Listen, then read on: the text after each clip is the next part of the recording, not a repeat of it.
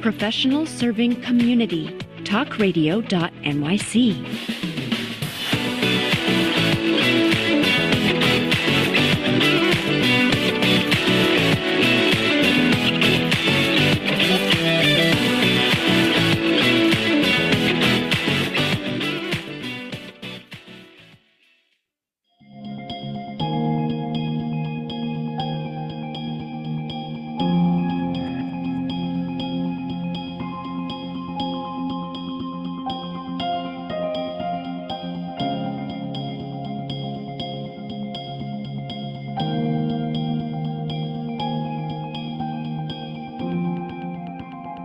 Good afternoon, my conscious co-creators. Welcome to another edition of the Conscious Consultant Hour, Awakening Humanity.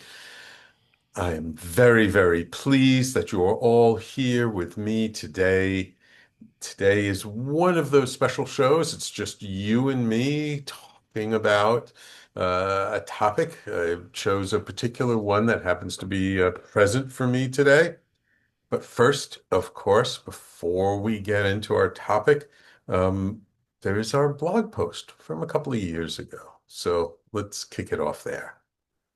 All right, and this blog post is entitled Admitting Our Most Painful Truth Sets Us Free. There are always challenges in life. We try so hard to show up the best we can, to be the best version of ourselves. Yet something always holds us back. Usually, it is something that we are not even aware of, something that is so deep and buried that it can be very difficult to access. And that thing keeps us from being who we truly are. It causes us to show up with fear, worry, and a lack of confidence. Mostly, it keeps us from being truly present with another human being.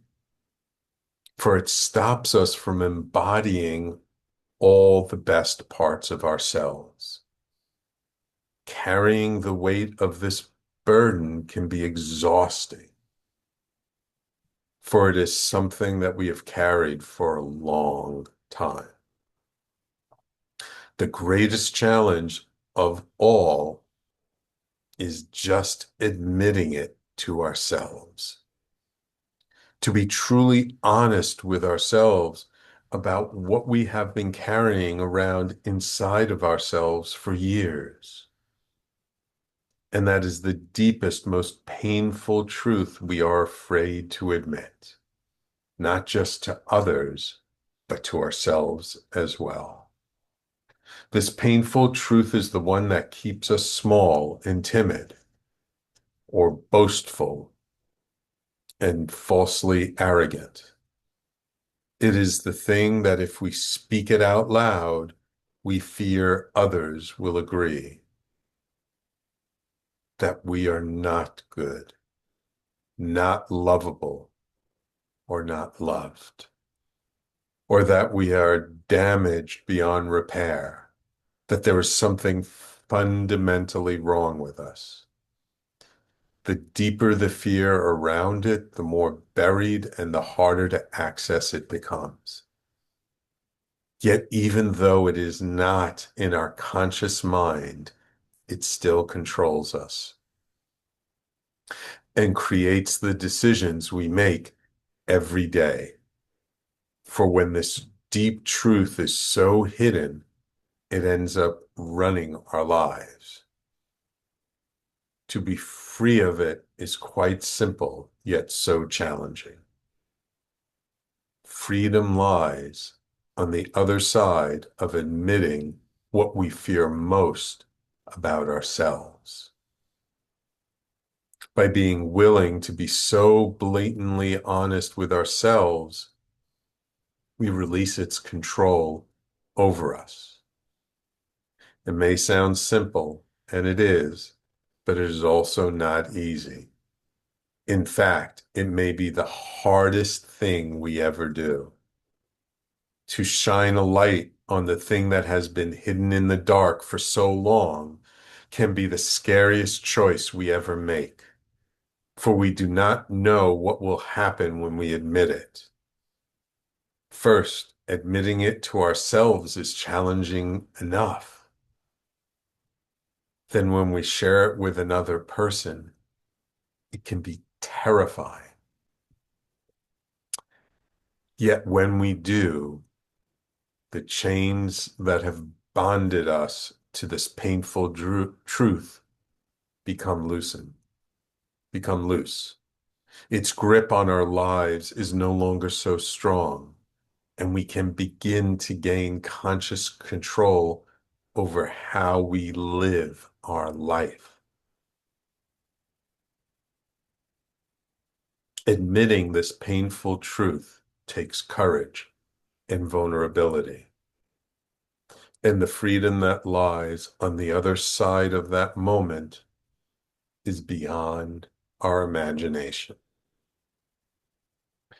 Do you know what your deepest, painful truth is? Can you admit it to yourself and others? So, this whole idea is something I got from a movie that my teacher had recommended. And it's a movie based on a children's book called A Monster Calls. And it's the story of a young boy whose mother is dying of cancer.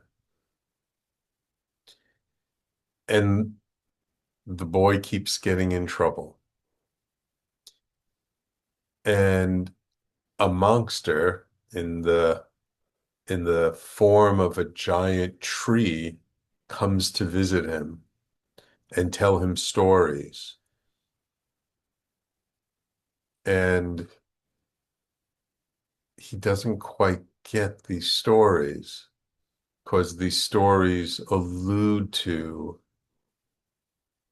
the fact that things aren't always as they seem, and that bad people can do good things and good people can do bad things. And these stories are really to sort of shake up the boys, um, to shake up the boys' belief system, I would say. And in the end, the what the tree was ultimately trying to get him to admit without telling him he could not say it for him. The boy had to say it for himself. And he would have this reoccurring nightmare. And finally, in a very heart-wrenching moment, the tree keeps chiding him. You've got to speak your truth. You've got to speak your truth. And he says, no, no, if I speak it, I'll die. I'll die. And when he finally admits the truth that he wished it was over already, that even though he loves his mother, he wished she would be dead already. And it was such a horrible truth for him to admit to himself.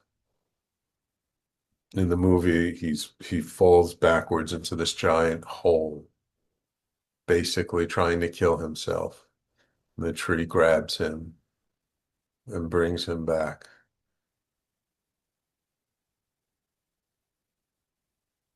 And once he was able to admit the truth, he was finally able to connect with his mother before she passes. He was finally able to cry. He was finally able to be with her in those last moments.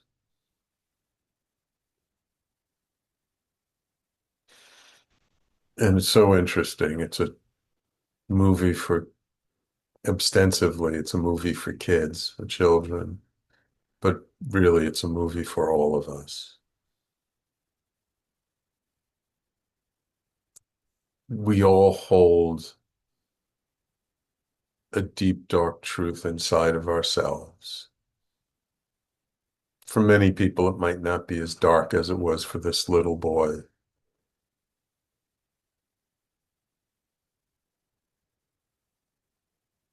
And I'd seen this movie years ago and kind of got this concept, and we even show it at our groups sometimes.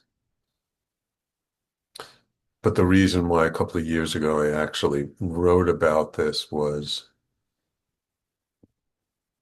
myself in ceremony really coming to admit to myself, this fear of not being lovable, of not being wanted, of not being loved.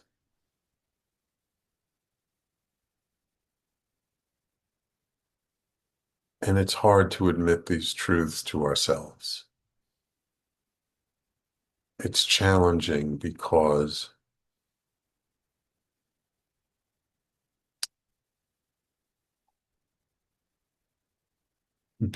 they're like this deep, dark secret we keep to ourselves that we don't want to admit, that we don't want to tell anybody else about, because we feel that if we admit it, then everybody will know. And then our worst fears will come true. For me to admit that feeling of being unlovable, then people will show up in my life to prove that I'm unlovable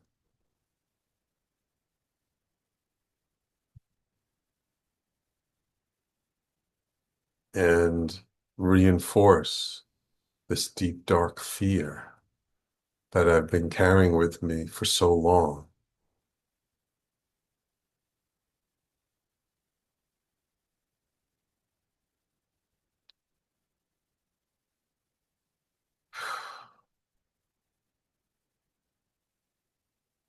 And when we admit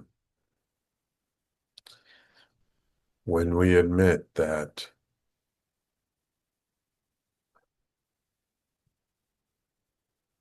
this painful truth is real, that it lives inside of us, it doesn't necessarily go away.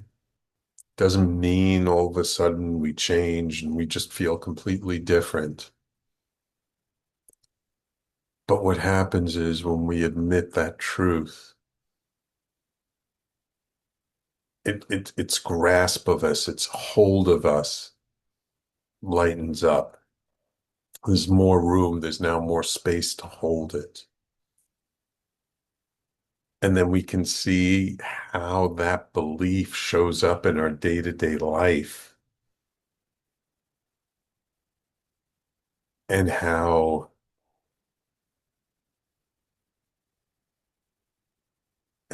we live into that belief in an unconscious, automatic way.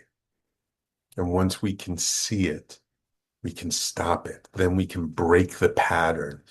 Then we can start to live life in a different way. We don't have to keep making the same mistake over and over again. We can shine a light on it, give space to it, have compassion for it. And when we get really, really advanced in our healing, we can even eventually find a way to be grateful for it. Why be grateful for it? Well, there's an old expression that our biggest wound is our greatest blessing. And for me, the blessing of it, I guess, is relatability. How many other people out there feel exactly the same way, feel unlovable, unworthy? Not in a conscious, not in a, oh, I don't deserve to get paid to do a job or anything. I'm not talking about extremes here. Talking about something very subtle, yet pervasive, and yet something that affects so many people. Maybe not everyone. Many people grow up in a truly loving, caring home, but a lot of people didn't.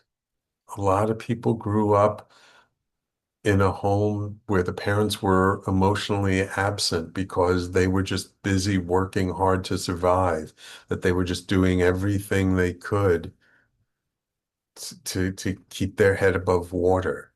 So there wasn't time or space for, meeting the emotional needs of their children. So the fact that I can see it so clearly in myself now, when I work with people, I can see how it shows up for them. And then we have a connection. We have a relatability. We have an opportunity to unwind it. Not because I'm so good, not because I'm so smart, but because I know how it feels to feel that way. Because I know the pain of it. I know the heartache of it. And I know the results of feeling that way and what it does to your life. There are certain decisions I've made early in my life, living into that belief that were really ended up putting myself in traumatic situations that I could have avoided, but I couldn't. I could have made a different decision, but I couldn't because that unspoken truth, that deep, dark secret was hiding in the dark, and I couldn't see it for myself. And so because I couldn't see it for myself, I made choices that were not necessarily the best for me, but they were the only ones I could have made. And they brought me down a particular path that I wouldn't wish upon anybody. But thankfully, through some miracle, don't ask me what, but through some way, I managed to get out of that situation and I managed to survive, not necessarily thrive, but just survive, just find my way out of it and move forward until I started my healing journey, until I started to um, really find a way to unwind the years of damage that I had experienced. But I had been on a healing path for a long time. And it took a long time for me to feel okay enough with myself to admit that there was this underlying hidden secret feeling that I had never expressed to anybody, that I had never said out loud, that I had never really admitted to myself.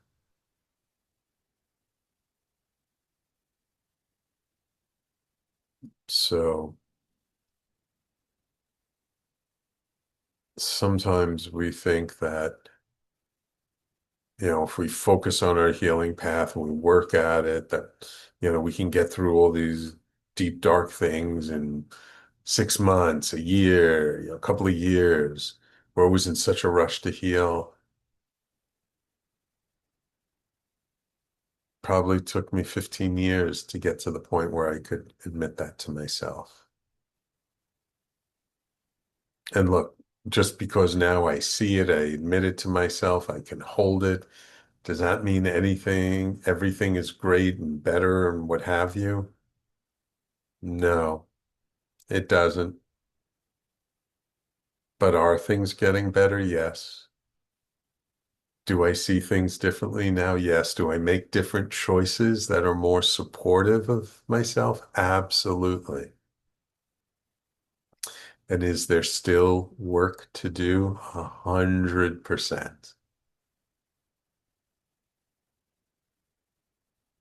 It's hard to admit that there's always more work to do, but it's not really work, it's growth.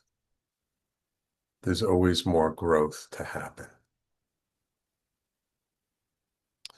And the best we can with what we have, with what we've seen, with what we've learned.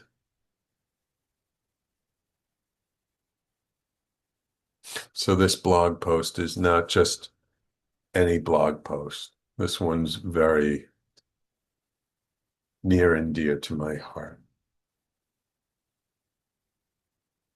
Because although admitting our most painful truth sets us free, coming to get to the point where we can admit our most painful truth takes time. It takes work. It takes effort. It takes guidance. And it's not something we come to so easily on our own.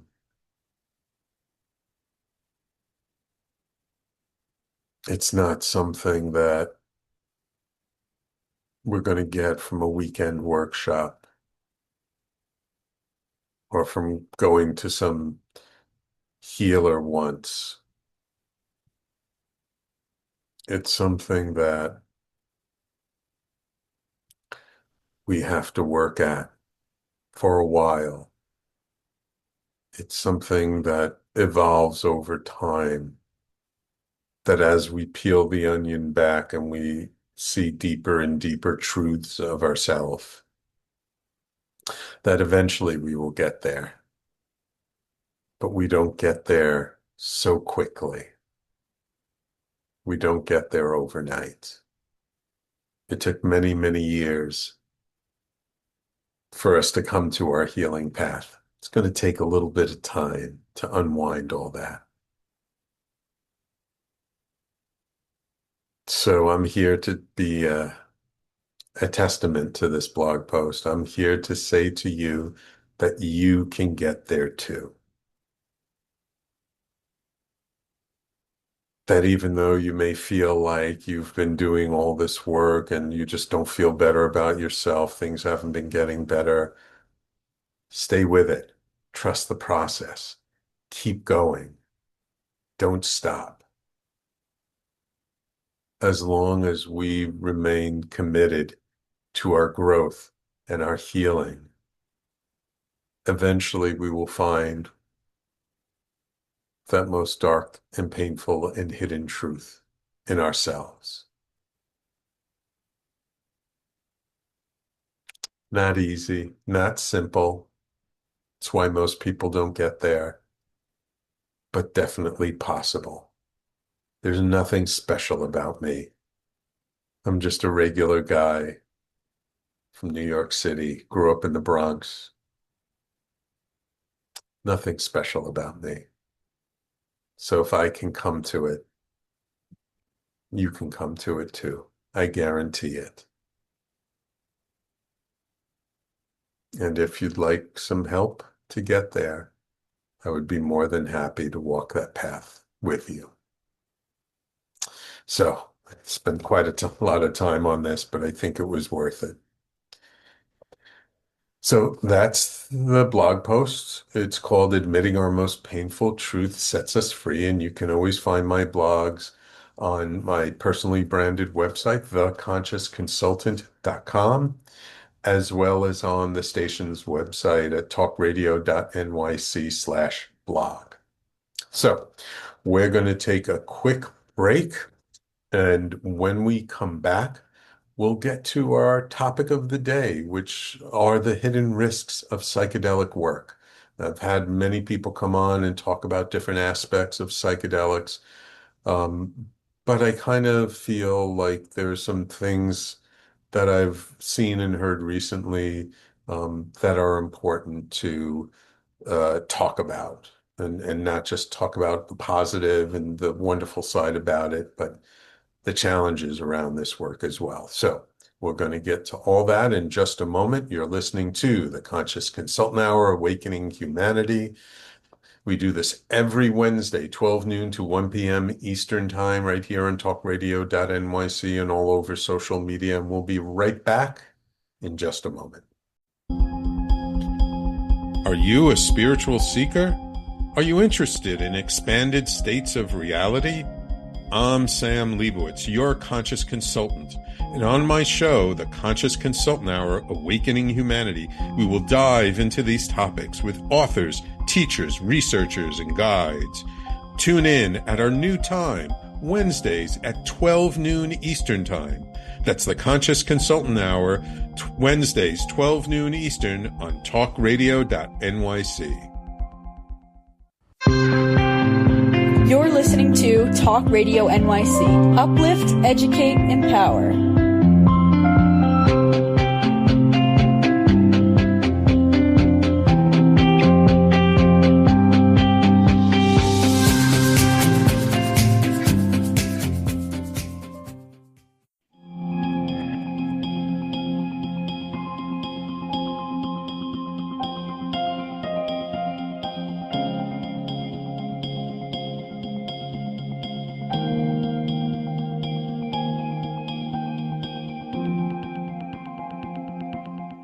And welcome back to the second part of this today's episode entitled The Hidden Risks of Psychedelic Work.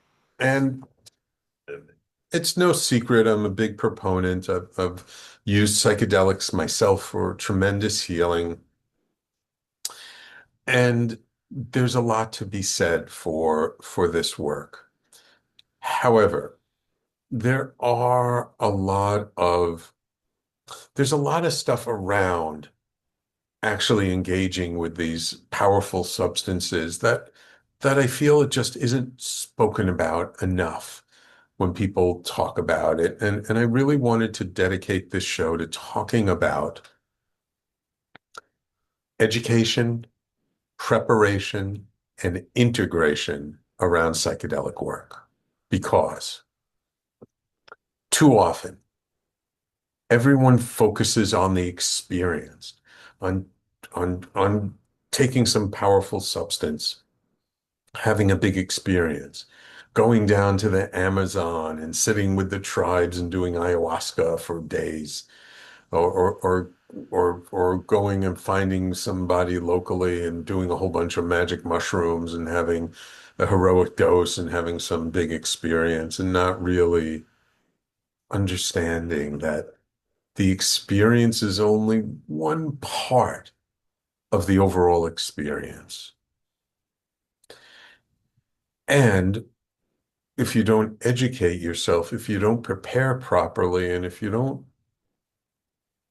take some time to really integrate these experiences into your day-to-day life, you can get into a lot of trouble.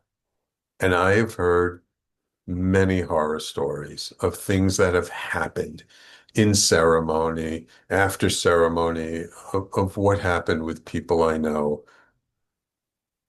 And so I wanted to relate these stories so that people understand the importance of getting educated, of preparing properly, and working with a facilitator or a guide, and really focusing on integrating these experiences to get the most out of them. And so I have a couple of stories I want to relate. And I guess that the first one, which is definitely the most tragic out of all these stories, um, was something that happened a few years ago. I think it's about 2, 3 years ago. I have a very good friend, a woman who I've known for years, and she had a son, and the two of them, and she was very dedicated to him. She was divorced and had a very challenging relationship with her ex-husband.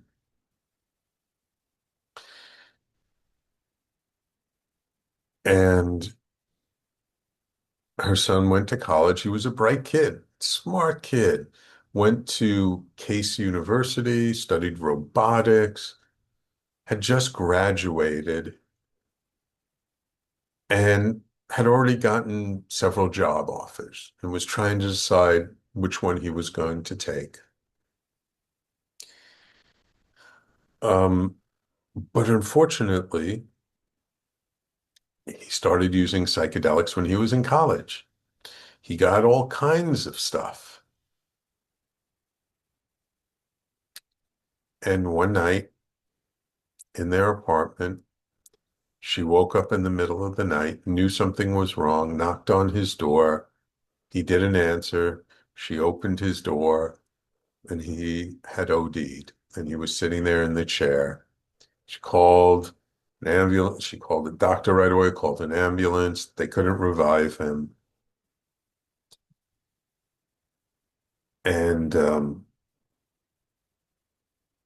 he died from an overdose. They didn't end up doing an autopsy. She believed 100% that there was probably fentanyl in some of the things that he had. She actually, had looked through, after they took the body away, after everything, she actually found his stash of stuff.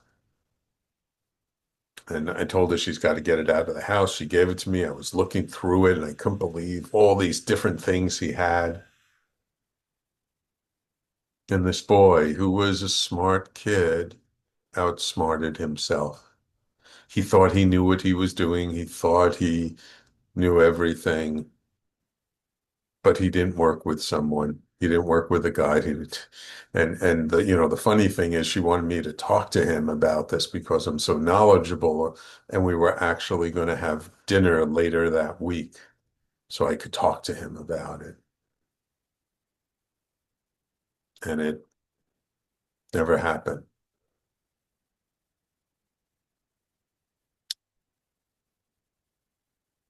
And as much as he thought he knew, he really didn't have the education he needed to engage in these things safely.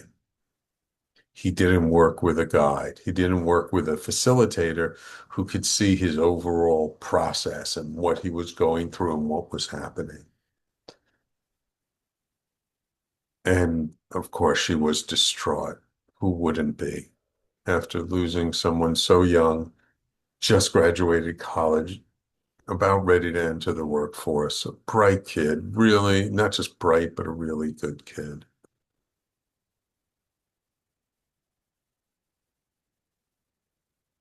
And so as much as I'm a big believer in these substances and I've seen what they've done for me in my own life, I'm very well aware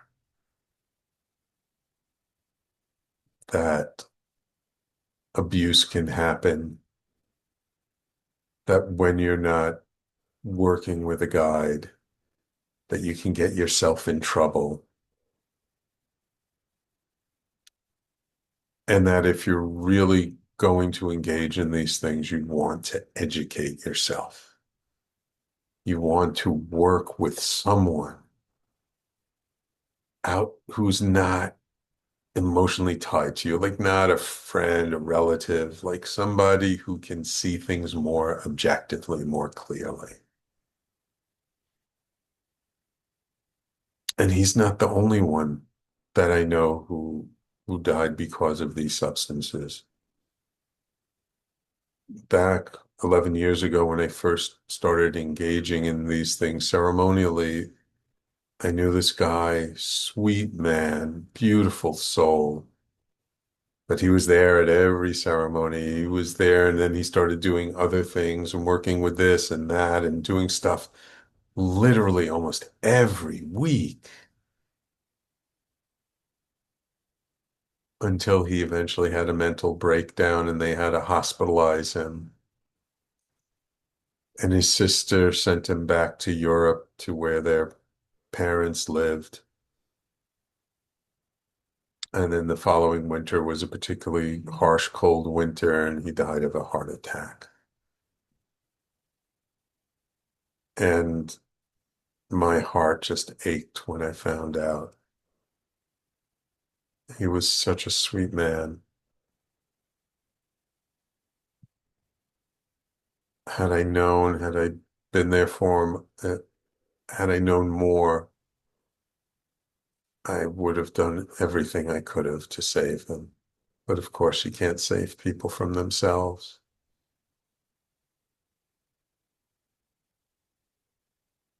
And he worked with a guide, but he didn't tell the guide everything. And that guide was not necessarily the best guide for him to work with. And even if that guide had been more telling him to pull back, not doing so much, he probably wouldn't have listened to him. Because sometimes we're so stuck on, I know what to do, I know what is right. We think we're so smart and we outsmart ourselves.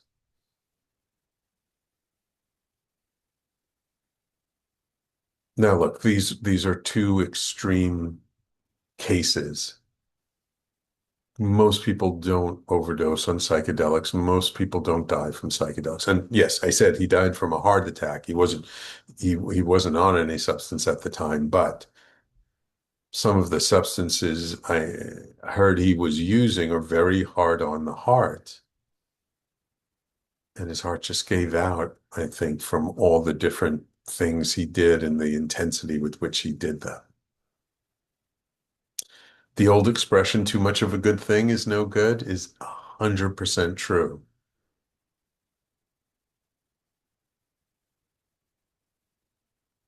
And so this is why I'm on a mission these days. I want to educate people on the proper use. I want to educate people on how to select a guide to work with and making sure that they will offer good support before, after, during. I've heard stories of people who, because they did mushrooms a few times, they thought, oh, I can lead a mushroom ceremony.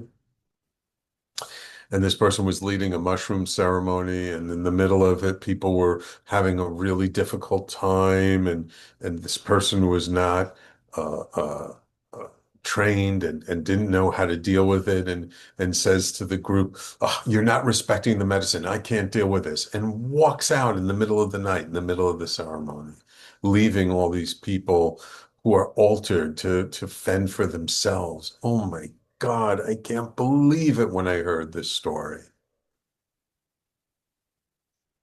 That's why if you're going to select someone to do work with, first of all, you want to meet with them face to face before the first time you work with them.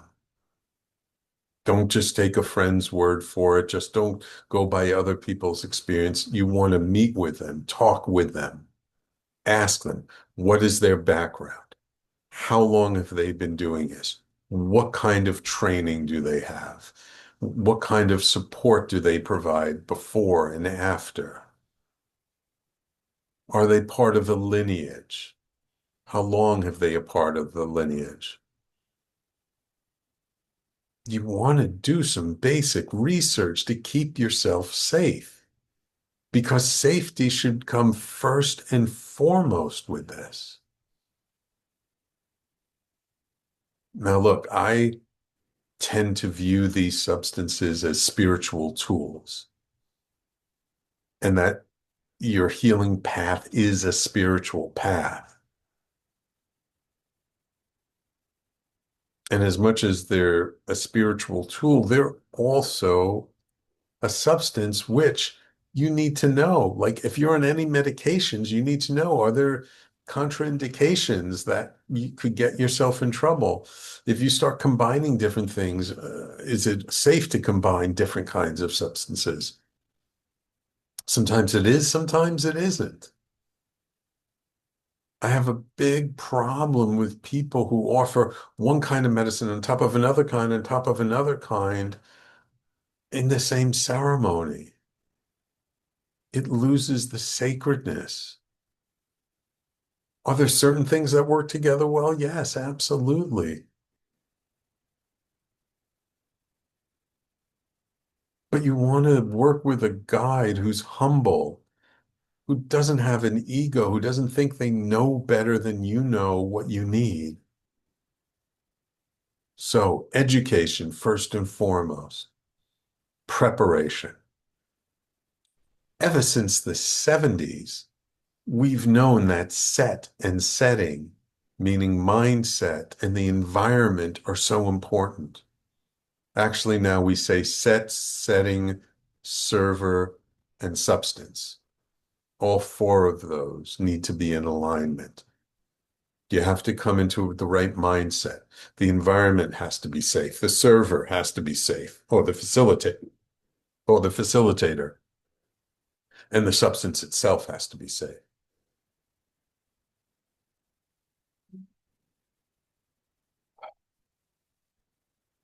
Preparation is almost as important as the experience itself because you want to prepare properly to set yourself up for having the most supportive experience you can. Now, look, not every experience on these substances is going to be a beautiful, joyful, cosmic, heartfelt experience.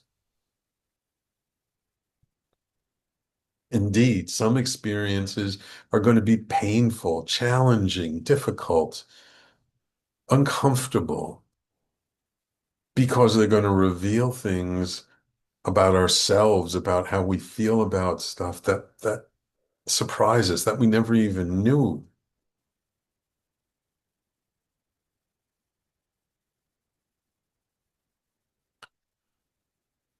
So preparing properly,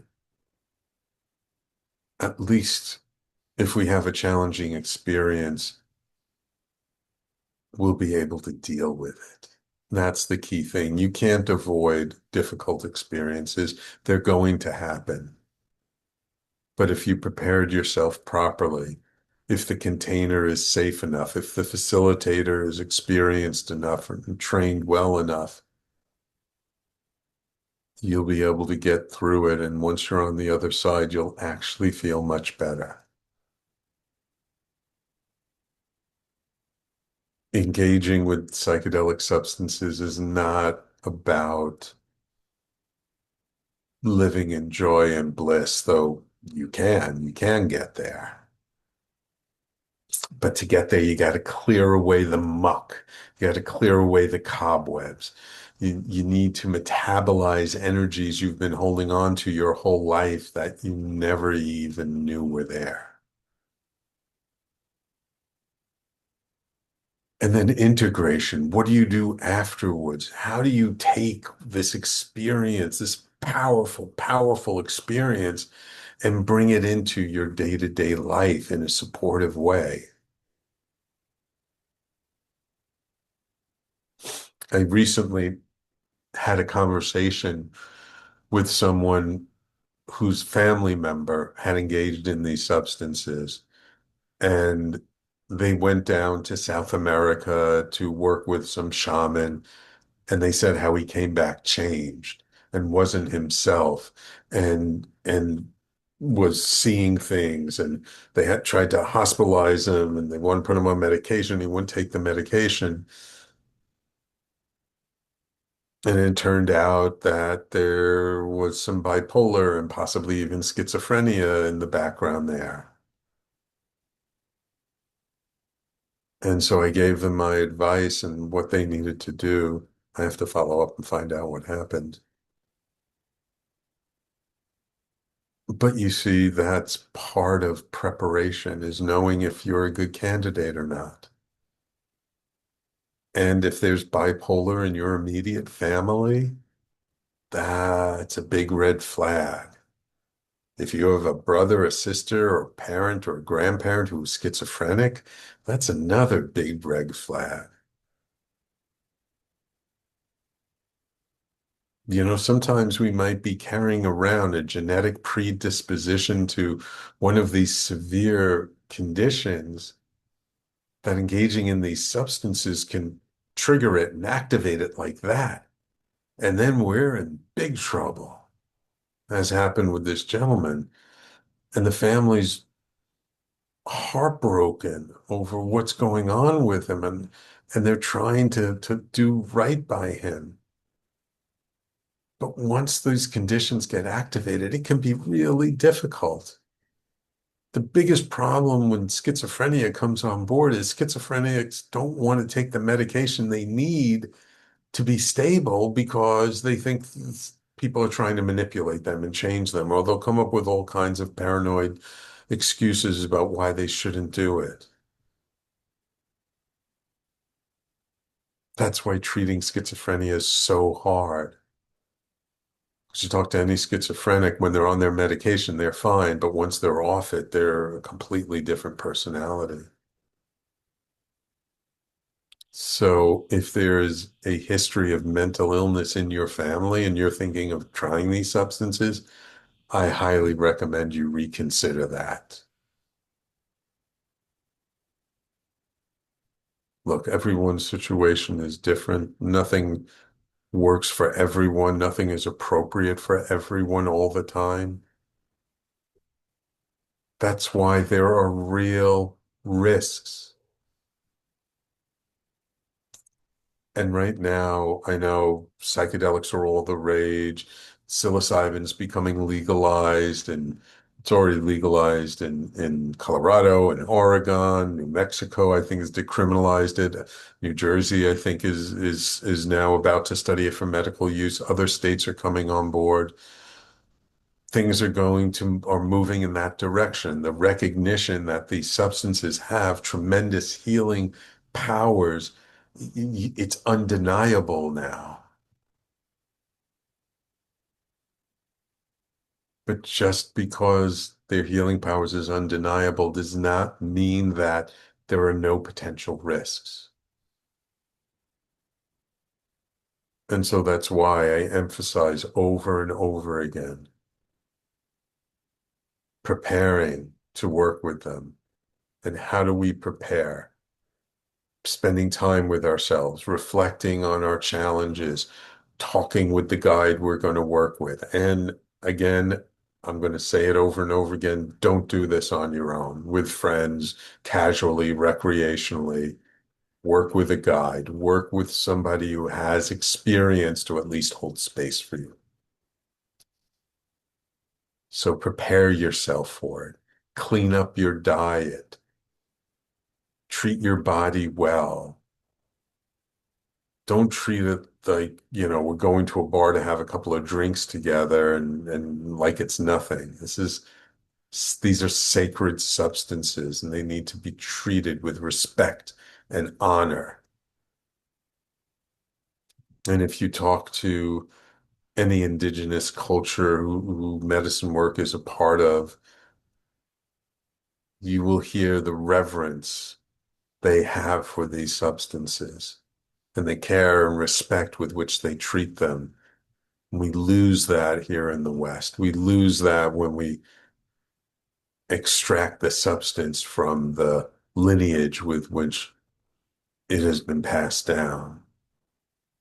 Most people don't even realize when it came to ayahuasca in the old times, the shaman was the only one who drank it, not the villagers. And the villagers would come with their challenges. The shaman would drink the ayahuasca and would give them the information. It was never originally intended to be something for mass use, but things evolve and change over time. And so many people, and this is another part of education, is researching. There are all different kinds of substances to work with. There are all different kinds of substances that are not as powerful and as challenging as ayahuasca or LSD. You can start with things that are gentler, maybe a little easier to navigate, like MDMA, MDA, psilocybin, things that you just start to get your feet wet, start to um, gain some experience in learning how to navigate the space. Preparation and education before you engage in these substances is so important. And education also is learning about the facilitator you're going to work with. Talk to people who've worked with that facilitator. What are their spaces like? What's happened in their ceremonies? How long have they been doing it? What do the people think? Is the facilitator good at? What are they not good at? Not everybody is good at everything. But most importantly,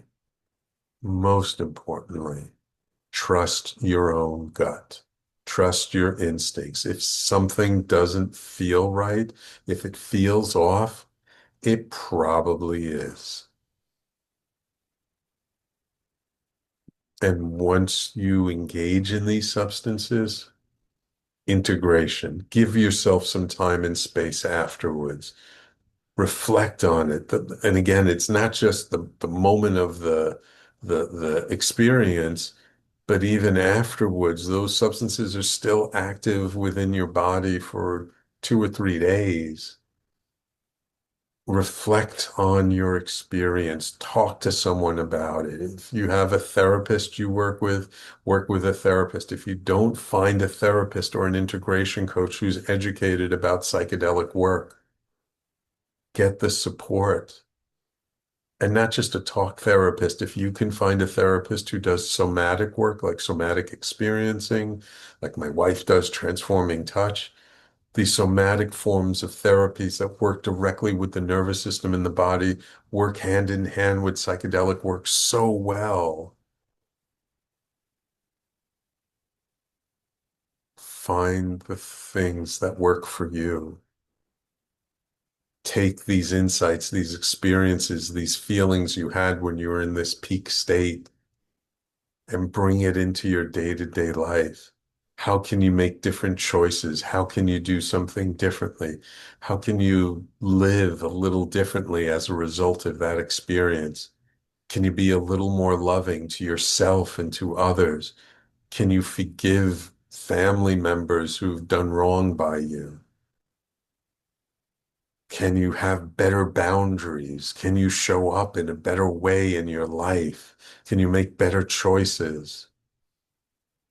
Engaging in these substances is not about escaping to some fantasy world.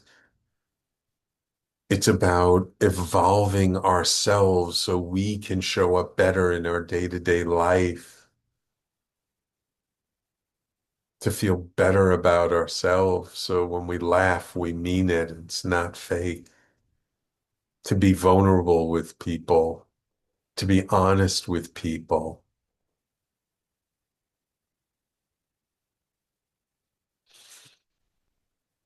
and know that if you continue to engage in these substances, you will eventually have a very challenging experience. I don't know anyone who's done this work conscientiously who has not had a challenging experience.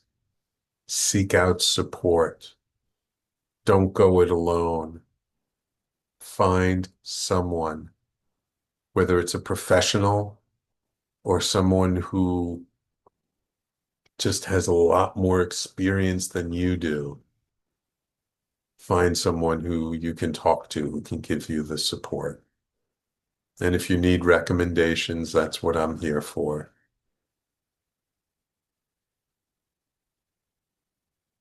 So I know I may have scared a lot of you. Some of you who are maybe on the fence, maybe you're thinking, I don't know, maybe I don't want to do this. and that's okay. This psychedelic work is not for everyone.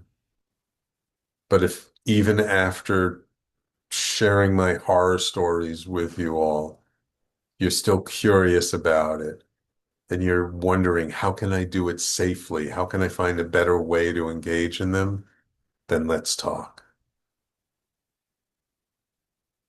Then let me show you a better way.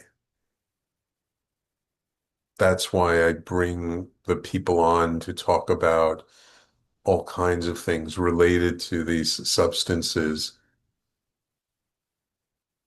to educate you, to show you that there is a better way of doing it and that you can find a way to be safe. So I appreciate you all tuning in today. I hope I didn't rattle you too much, but I do hope I gave you enough cautionary tales so that you'll take this work seriously. And if you say, okay, Sam, I get it. I have to be serious about it. I have to investigate. I have to prepare properly. I have to educate myself, and I need to know how I'm going to integrate this stuff. Then you got the message. Then you know what I'm about. So thank you all for tuning in today. I appreciate you all. Know that I am here for you. If there's anything I can do to help, you can always reach out to me through my website, theconsciousconsultant.com, or at sam@theconsciousconsultant.com. Take care, everyone. All the best, and we will be talk to you next week.